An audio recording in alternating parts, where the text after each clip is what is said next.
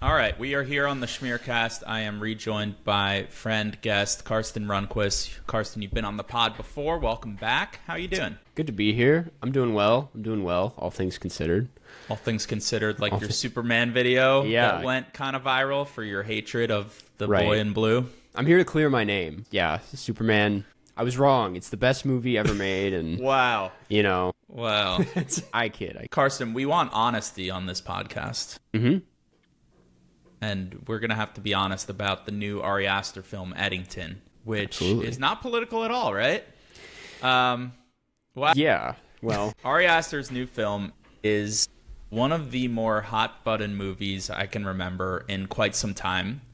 I don't say that to blow smoke up its ass. We're going to assess the movie for the movie. But, wow, this thing is a third-rail touching, audacious, satirical, action-packed movie that I just cannot wait to discuss with you. I'm excited for every time I step up and step into the microphone on the SchmearCast, but I'm especially excited for this movie. You said you're excited too. Why are you excited to talk about Eddington? And then, of course, we will talk about Eddington. Yeah, I mean, it's out of everything we saw at Cannes, it's the one that really kind of stayed with me. And revisiting it this week because I'm putting out my own video on it, it was the easiest video I've ever had to write. It just kind of like poured out of me. And then even after the fact, I was like, well, that's like scratching the surface. Yeah. It's such for like a movie that people claim to be so kind of down the middle and not one that like really takes a stance. I think it has a lot to say in the process. It's just, it's the reactions being all across the board is so exciting and fun. This movie is loved. It's despised. I'm so curious to hear what side of the fence you end up on. If you're listening to this, you probably know what Eddington is, but it is a new Ari Aster film. He who directed Midsommar and Hereditary, Beau Is Afraid. It stars Joaquin Phoenix, Pedro Pascal. They are in a face-off. Joaquin Phoenix plays a small-town sheriff in 2020 New Mexico in a small town called Eddington, and he runs for mayor against Pedro Pascal's character. This sparks a powder keg as the neighborhood is pitted against itself in this small town. Emma Stone stars as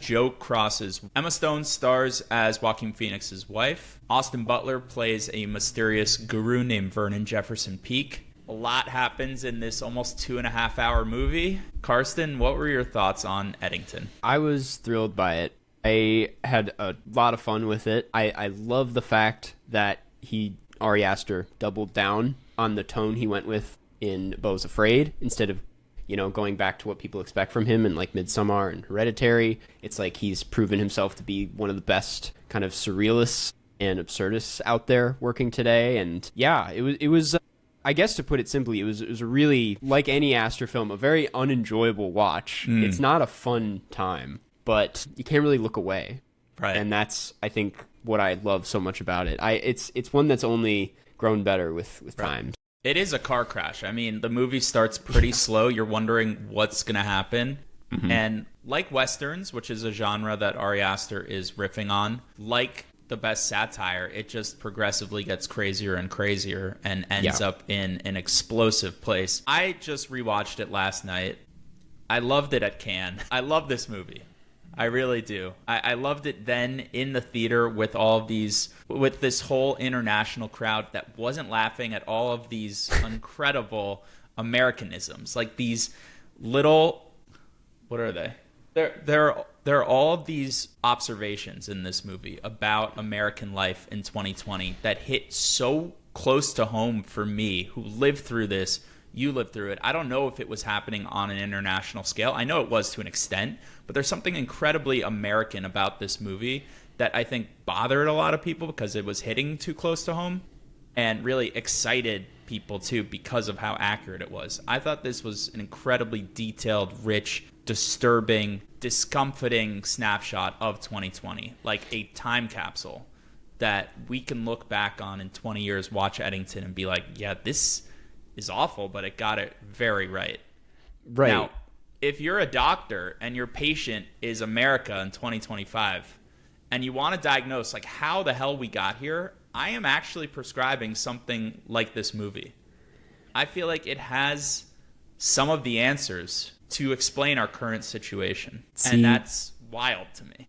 That's interesting because I think it feels like that's clearly what the movie's after, and it makes itself very clear about that. It's trying to be more of a mirror and a portrait of a time rather than, you know, say like an Adam McKay type satire that's like trying to answer anything. And in my opinion, it's like you come away, the tone this movie ends with, which I don't know if we'll get into like the ending of this movie, but like it really comes off like, well, shit, we still don't really know how we got here. It's like, to me, it doesn't really find the answer, but I don't have much of a problem with that, as it feels like it recognizes the fact that we're still kind of going through it and seeing the, you know, the aftermath. Right. Of I mean, 2020. I think that that moment in time exacerbated existing issues with this nation and this society. And I'm not trying to use like big capital T this, you know, but like American exceptionalism gone rotten. I think it really wants to shine a light on that. And what COVID did in this moment is bring out our worst instincts. And so I love that this movie cares so much about screens, you know, phones, TV, social media. These are the echo chambers, the swirling vortexes of hypocrisy and self-interest that break a community down, that ruin any feeling of civility. That like all of that is in this movie, and that's disturbing stuff.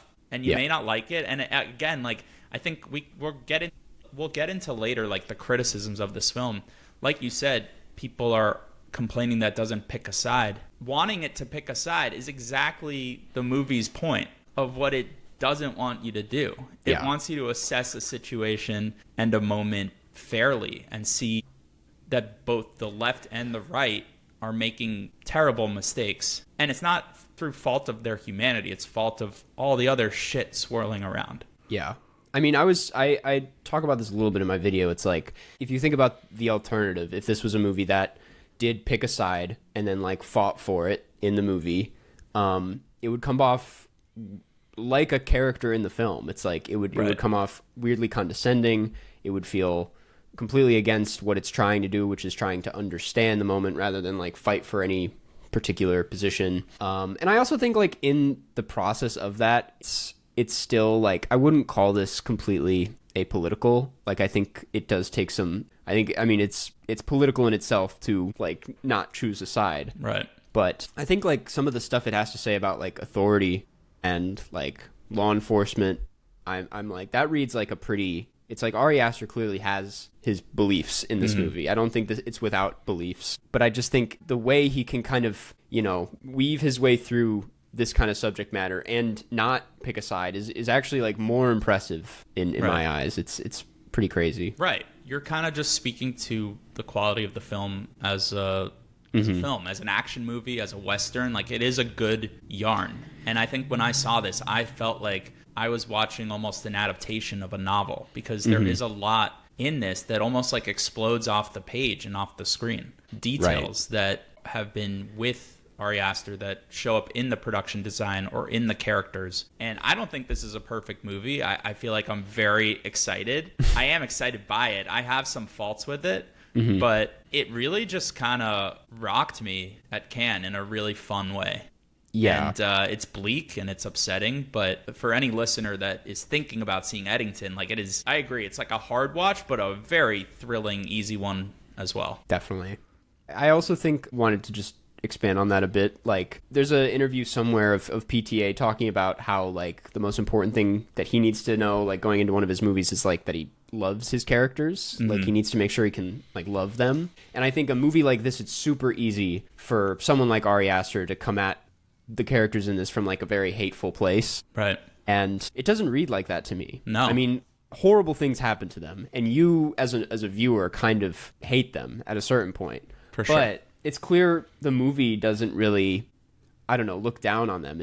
It's just tragic to watch more than anything, which I think is also something I really appreciate about how this went about it. I saw that Ari Aster was quoted actually saying that he loves his characters, like you're saying, and that Joaquin Phoenix especially loved his character of Joe, who's despicable and ostensibly the villain. but we can get into him and what is done to humanize him. And a lot of that is the performance, but it's also some character details that give you a sense that this is a man caught in the spiral, and he's not without fault. But, you know, I think this movie is about characters' decisions for sure, but it's also about being swept up in a moment that gets away from you, that's too big, that with these exterior forces kind of fucking you up. Yeah. All right, let's back up before we dive more into the movie. Ari Aster, I am not a devout asteroid. That's what I'm calling an Ari Aster fan. We'll see if that sticks. I've seen Hereditary a couple times. I like it. I've seen Midsommar, I think, in theaters. I like it. Beau Is Afraid is one of my biggest blind spots. I still haven't seen the movie. I want like a really good moment too. Because didn't that wasn't theatrically, it was during COVID or hard to find? And it was like kind of the tail end of COVID and like... But there's no excuse. I know I would love that movie. What do you think of Ari Aster? I really love Ari Aster, admittedly. I think Hereditary was a tad overhyped to me, and I didn't really get it. And then Midsommar turned out to be, you know, just a whole nother level. Like it felt like an eye-opening experience and like a step into the future of horror. Wow. Which it turned out to be. It's like, I feel like everything's inspired by Hereditary and Midsommar now. And Beau Is Afraid, I was like... No, say more about the horror, how he inspired horror, because I feel like he opened doors in good ways and bad ways. What do you mean by that? I think he is kind of the poster child for whatever we want to call this elevated horror subgenre, you know, with the kind of, you call it folk horror, like, I don't really know how to place it, but aesthetically speaking, it's like he brought in this kind of aesthetically pleasing, kind of slow, artsy, left field approach that horror was really missing before he came around, I would say. I mean, trust me, there's like other people, like Robert Eggers goes hand in hand, Jordan Peele, but you look at like where horror was at before this, and it's very dark, like full of jump scares, and he really kind of introduced this psychological element that went to like the extreme and felt like it was about something much more personal than what a lot of horror movies tended to be about, at least on the surface. And yeah, now everything feels like it's trying to be the next Midsommar by, you know, like whether not even just like aesthetically, but also like, you know, cults and, you know, incorporating like psychedelic drug trip. It's almost swung too far the other way.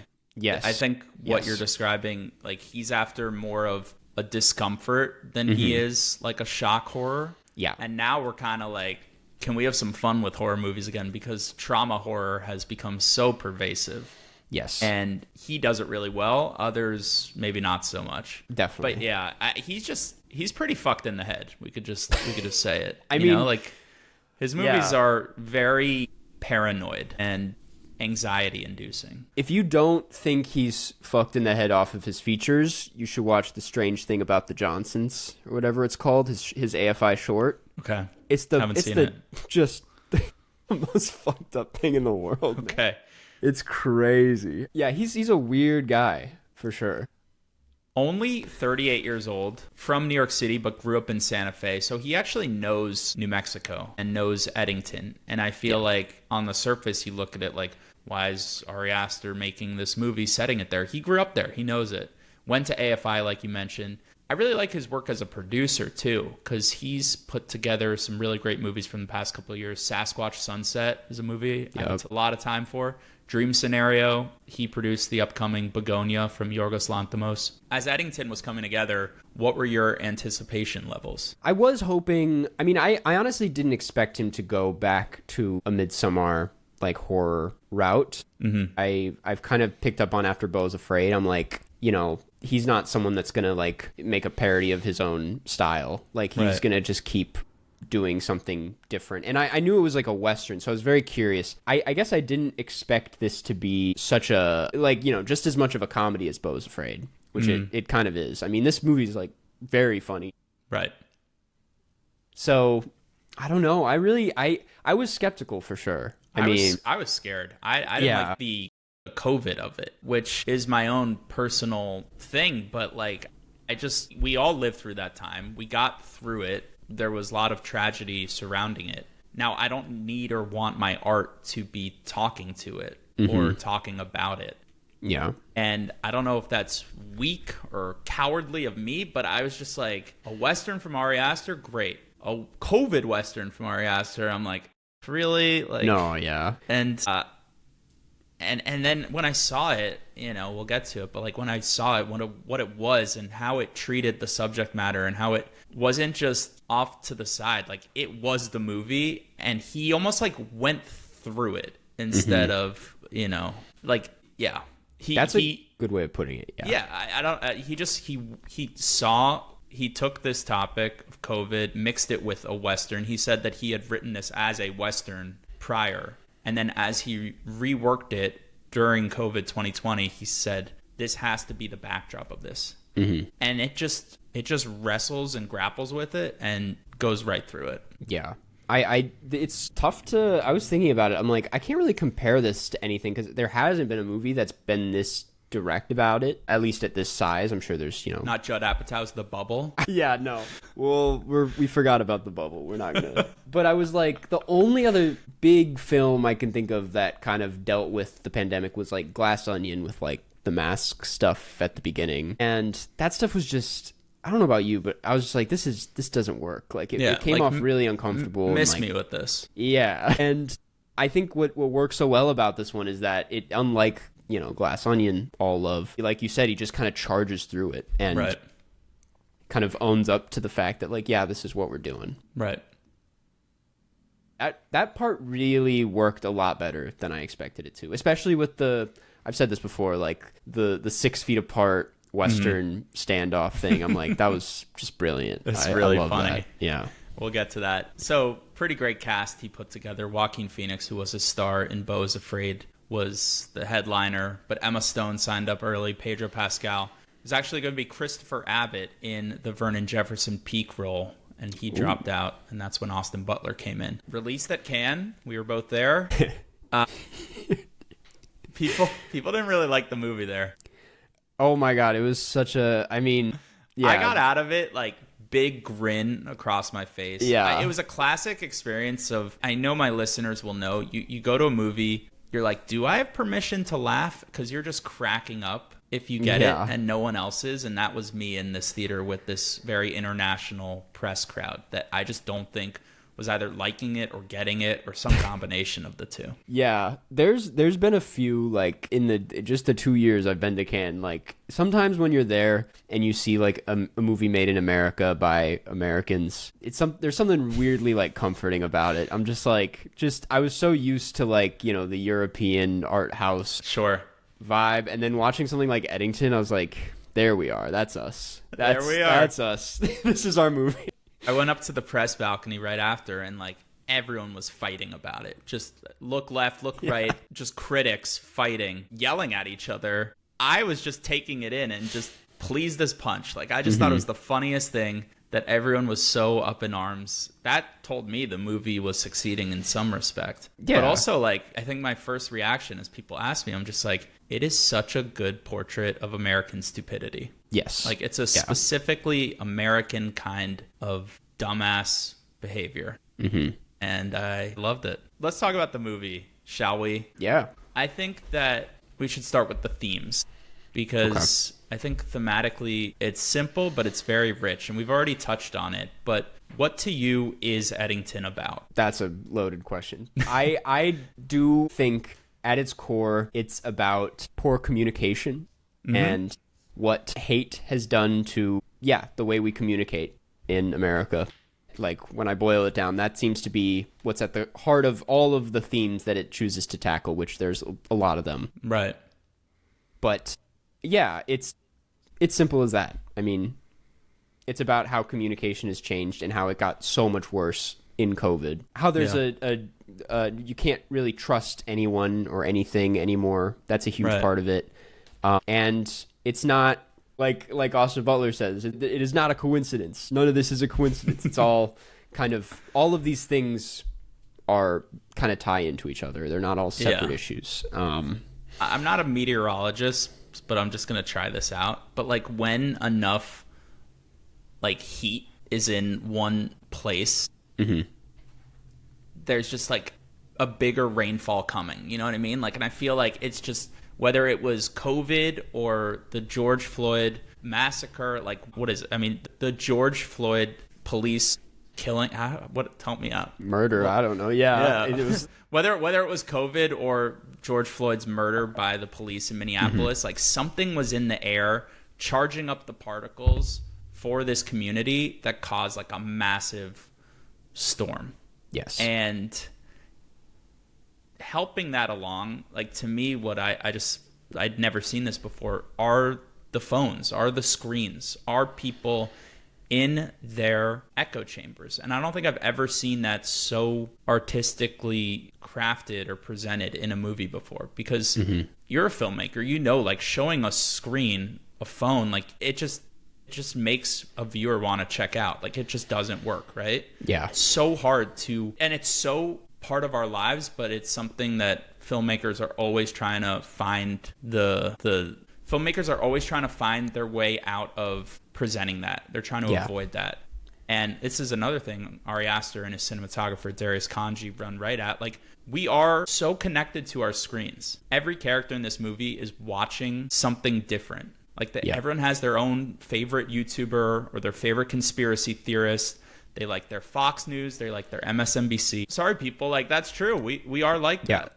And what that does is, to your point about communication, if you're in a echo chamber, if you're in your own little corner of the world, you're not interacting with the people right in front of you.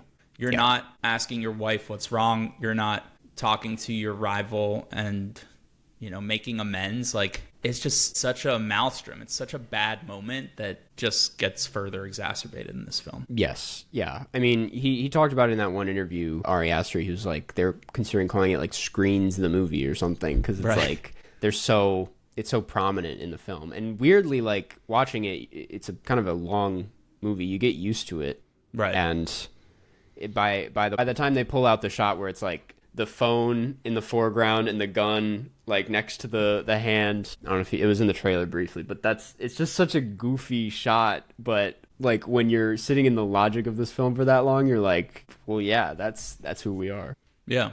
And it's not just what you give to the phone when you give it your time, whether it's late at night, in what other unhealthy habit it is. It's what it does to you, because there's a lot of moments where characters turn their phone cameras on themselves and they change, you know? Yeah. Which I'm sure you understand, but you're probably more emotionally regulated than these characters. But like, the camera goes on, Joaquin Phoenix's Joe Cross character is not the sensitive kind guy he kind of is at home. He starts to bloviate and be a dick and be just a complete asshole because he thinks he has an audience now, you know? And when there's this great scene when he's officially launching, or sort of launching his mayoral bid. He's at this little restaurant, and like the camera's filming him on a tripod with a ring light, and he just like lets out this very Trump-like stream of consciousness where he completely throws someone he loves under the bus, completely lies, like just turns into a new person. Yeah. On all that, not to tie this back into the week I've had, but like, I've had some friends be like, you know, so some backstory. I put out the Superman video. It's been, it's gone over very poorly. A lot of mean comments, a lot of hate comments, and I've had some friends be like, well, that's not. And this has been like my go-to with hate comments is like, well, that's not real. Like, anything on the internet, that's not real. And I don't think that's true. I'm like, it's very real. And if you respond to it being like, these aren't even real people, these aren't real issues, you kind of respond accordingly. You're kind of like, well, this doesn't matter. None of this is real. What I will respond with is just going to match that.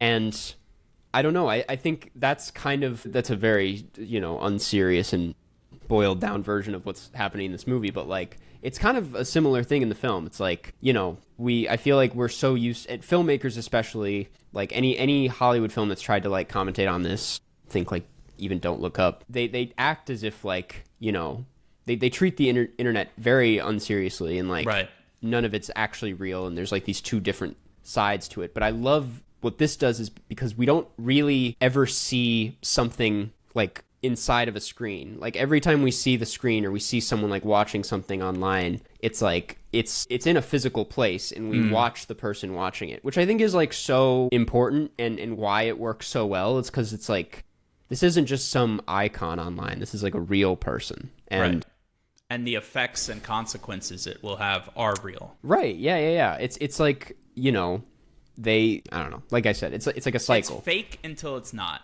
And exactly. That's the internet, right?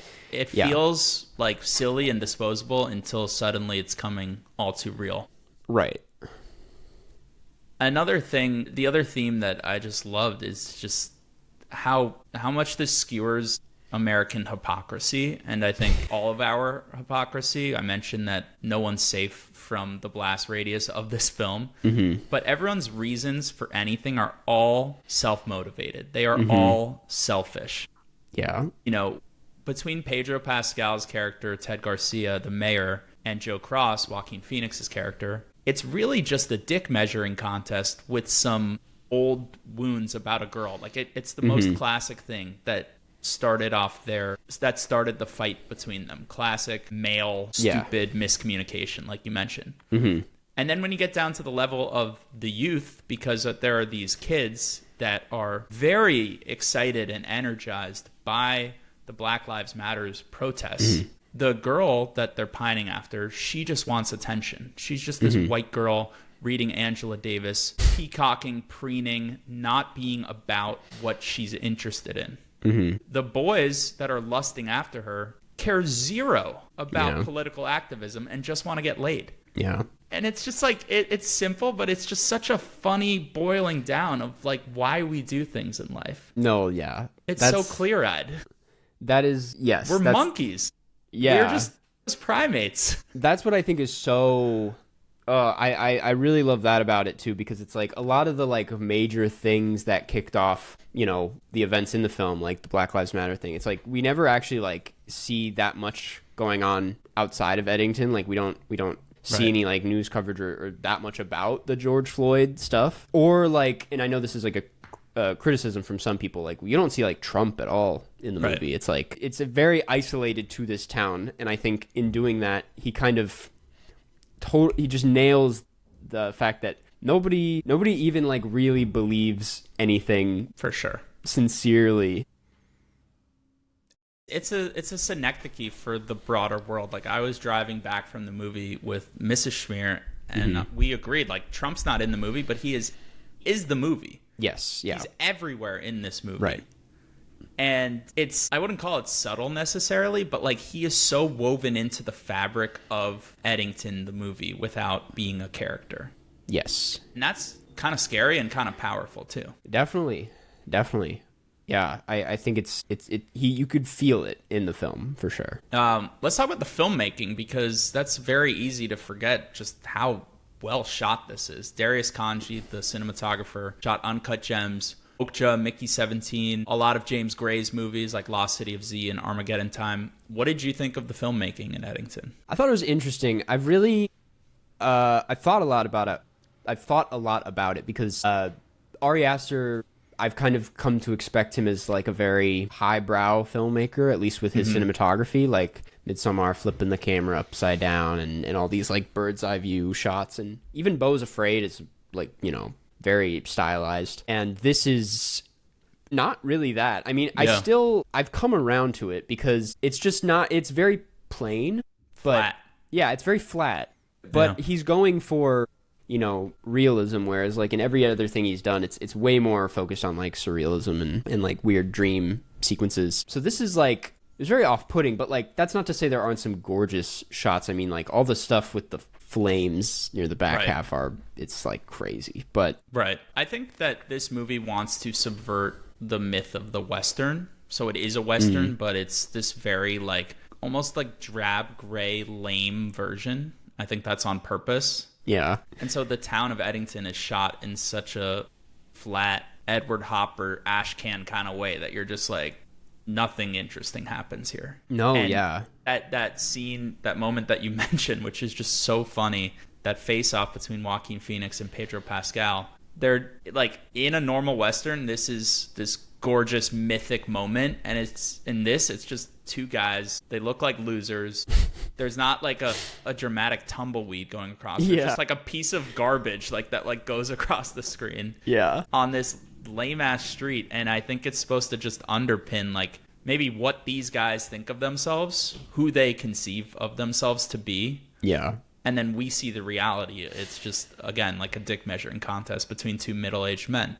Yeah. No, yeah, I love that aspect of it. Like, also everything in like the sheriff's office. It's like that stuff is just so it's a lot of like wides, and like you see characters like full bodies a lot of the time, which I think strips away a lot of dramatic tension, because it's like usually if it's like tight on their face, it's like super intense. But then you see they're just kind of like standing there. Yeah. And like you said, it's like it just makes it so comedic in a way that works. Yeah. Yeah. But then you mentioned like the nighttime shooting, like the night scenes towards the end of the movie are gorgeous. And now like you're getting all of these orange and green neon lights. And I read, and this won't be the first time I cite it, but friend of the pod, Isaac Feldberg, interviewed Ari Aster for Letterboxd. And Ari Aster was saying that Darius Khondji had his team replace all of the lights in the town. They shot this in New Mexico. But to get greater luminosity on the characters, so that final shootout, again, not really a spoiler because we're not saying what it is or who, but like that is all natural. That is in the town. They set that up and they performed it as organically as possible. That's crazy. Wow. I mean, I wanted to, I don't know if you wanted to jump somewhere else, but I was just going to say on that final shootout stuff, I'm like, Ari Aster knows how to do like an action sequence. Like, for sure. I would watch a whole Ari Aster action movie if he gave it to us. So I didn't think about this when I saw it the first time, but then we both listened to this amazing podcast between Bill Hader and Ari Aster for A24, and I realized, first of all, everyone should listen to that because it's just two cinema junkies just like nerding out, and it's really fun. Yeah. Watching the movie again last night, I realized that action sequence has so much Barry in it. Yes. Just like the messiness of violence and the silliness of it that makes it almost more shocking. Yeah. Than if it were super rapid cuts, close-ups. Like there's something very upsetting about goofy Looney Tunes violence brought to life for real people. Yeah. Honestly, I think the action genre, while we're on it, is kind of like due for a refresher the same way the horror genre was. And I think, I'm not going to put it all on Ari Aster again, but like Bill Hader in Barry is like, I don't know, kind of a glimpse into what new action could look like. It's like, I don't know, there's more ways to shoot it than just like shaky cam handheld. Right. Like Den of Thieves style. Yeah. Sorry for the drive-by on Den of Thieves. Let's talk about the performances. We mentioned Joaquin Phoenix. Joaquin Phoenix is a Best Actor winner. Yes. What did he win for? Joker. Yeah, he won for Joker. Thank you. Yeah. He plays an idiot really well. Yes. I think my favorite idiot Joaquin Phoenix performance probably is Doc Sportello in Inherent Vice.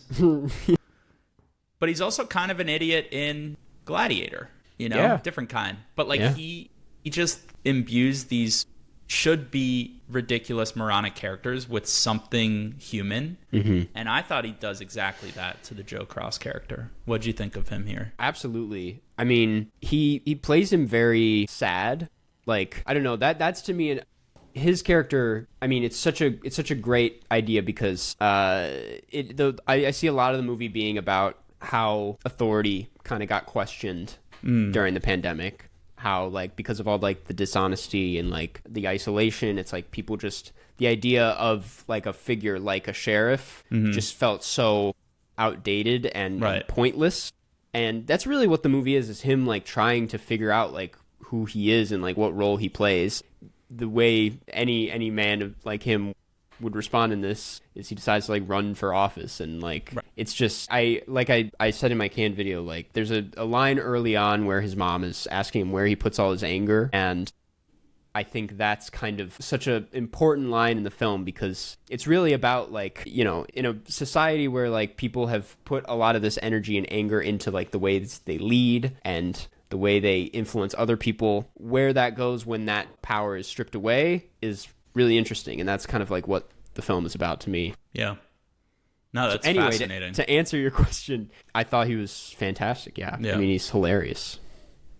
I picked up on this the first time, and it was interesting to see it again. But we meet him, and he's watching a video about how to respectfully convince your wife to have a baby with you. And he wants to do the right things. He wants to take the right steps. He cooks his wife dinner, like this intricate meal, just for her to come home with the cult leader and him to just like snack on it. Like he has, I don't want to say he has a good heart, but he's got something sweet about him that is just corrupted and twisted by the end of the movie. Yeah.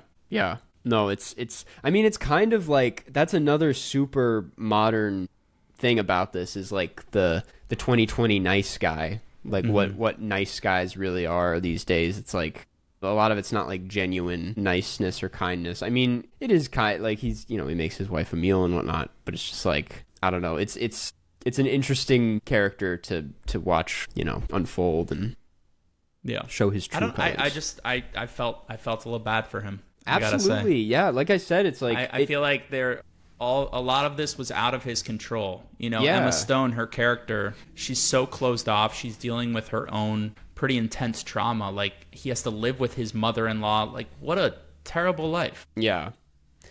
That doesn't excuse his actions, which are awful, but it kind of describes like how he was this powder keg ready to erupt. Yeah.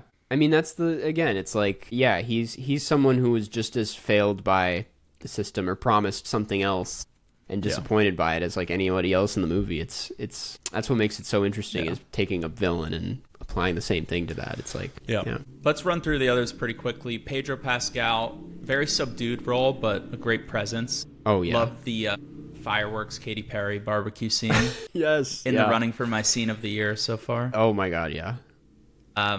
Emma Stone and Austin Butler. First time around, I was hearing this and I was wondering if I was thinking it myself. People were saying that such big stars in such small roles was distracting.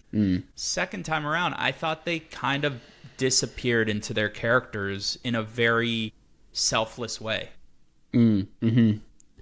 I didn't think that they overpowered this with their stardom. I thought that they were also very subdued. Like, Emma Stone in particular barely speaks in this movie. She's just this like ghostly figure haunting things. Austin Butler, it's a little more of a character. It's kind of like Frank Mackey from Magnolia. It's like the new age version of that. And he crushes his scenes, but they're quick, and he doesn't overdo it. I actually liked both of them, but so I guess what I'm saying is second time around, I appreciated their presence more than the first time. Yeah. I mean, they're great. That was kind of my one issue with the film, was I thought they were like a little underused. Like, I wish there was more of Austin. I like Emma Stone being like kind of a ghostly figure that's not really there, but is there. But Austin Butler, I thought, was like such a fascinating character and more of a villain than like anybody else, right? In my opinion. Right. And I mean, we could do a whole podcast on that character and what he represents. But the quick version of it is he plays this cult leader named Vernon Jefferson Peake. He's lying through his teeth about his own creepy pedophilic experience. My read of it. Yeah. He kind of just wants to recruit followers and get laid like any other cult leader. Yeah. And what the worst cult leaders do, speaking from experience, no, I'm kidding, is they prey on the exact individuals that are traumatized and become a new source of trauma and a new light for a person that's really in the dark. And that's why it made sense to me that Emma Stone just falls into his lap so easily. Yeah. Which is its own... He's talking about like the evil in the world. He's the evil. Yes. Look in the mirror, buddy. Yeah. No, yeah. That's like that's a huge part of it. It's like he's kind of the like unreal presence that you didn't think you could like see outside of the screen, come to life. And yeah, I kind of read him as like, he's like a conspiracy theorist, like not Alex Jones, more like Andrew Tate type of figure. Obviously he's a bit more exaggerated here, but like, yeah, But sadly, in these times when everything's going to shit, it's these charlatans, it's these weirdos that have that magnetism that succeed, that like fill in the gaps of our broken society, which is bad, not good. No, yeah. On a lighter note, this movie is really funny, and hilarious. Something that worked for me is just how hysterical it is. It is very versant in memes and how we consume memes on our phones. I think everything related to Brian, who's the young white boy, is just the funniest thing. Yeah.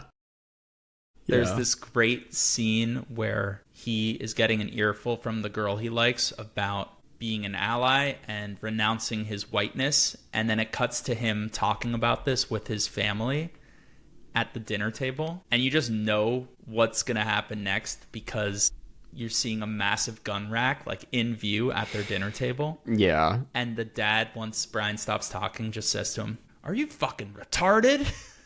What the shit are you talking about?" Yeah. Poor Brian. Brian is like, I was trying to explain to someone at Cannes who was not from the US. Brian, shout out to listeners named Brian, sorry. But it's kind of the Karen of male names. Yes. Yeah. Yeah. It couldn't get plainer for this poor guy. No. And I know a lot of Brians. You do? Okay. I mean, shout not out like all the literal Brians. Brians, but this kind of Brian. Oh, I see. You know, there's such a guy. It's such a guy. Even I not even just Brian, like there's like little bits of myself I see in some of these characters, and that's when I started to get like pissed off and uncomfortable. I was like, is he making fun of us? Like, but no. Towards the end, he is at this memorial for a character that's been killed, and he says something along the lines of, "And being a young white man, healthy, I need to sit down and listen right after I finish the speech." That's what he says. yeah, that's. And then there's a tag at the end of the movie where he comes out on top, not a big spoiler because he's a minor character, and gets a selfie with a very infamous politician, let's just say that brought the house down. Yeah. But again, like this crises create opportunists, you know, that rise up, that have no morals. I think of JD Vance, honestly, who just like I find so soulless, that kind of just keeps slithering his way upward and taking advantage of moments of crisis. And I think the movie gets that. Definitely. Yeah. Not a perfect movie for me, not a perfect movie for you. What are some of the things that maybe hold it back? Yeah, like I said, I think it suffers a little bit from how overstuffed it is in its themes. I think some stuff is dealt with a lot smoother than others. I will say, like, I mean, I'm glad it's there. I think he dips his toes more into the protests and like all the racial inequality stuff in a way that like I don't think he's really like ends up equipped to say anything that interesting about any of that stuff. I'm like I was way more fascinated by like everything else going. I mean, like Austin Butler, I would have like he clearly has a much more interesting thing going on there. Like I kind of almost wish it went a bit more Nashville Altman with it, where it's like you're just kind of like poking your head into certain stuff and then you go into the next room, and it was I just think it bites off a little bit more than it can chew. Right. It's like, don't be ready to go there if you're not going to fully go there. Right. It's why fair. Some stuff I'd imagine doesn't go over that well with a lot of people with this movie. It's because they kind of present it and then don't. I'm like, well, you got to do something with that, right. You know. I disliked there's like a shadowy larger force that slowly enters the movie around like the start of the third act. Yes, yeah. That I think Ari Aster gets a big kick out of, and I thought didn't work.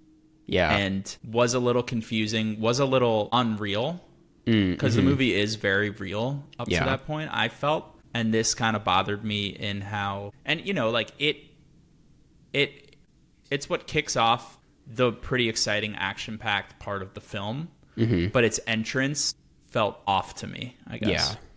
Yeah. I don't want to say anything more than that. No, yeah. It feels... Must I spoil? It does feel like a little like underwhelming, and like he doesn't...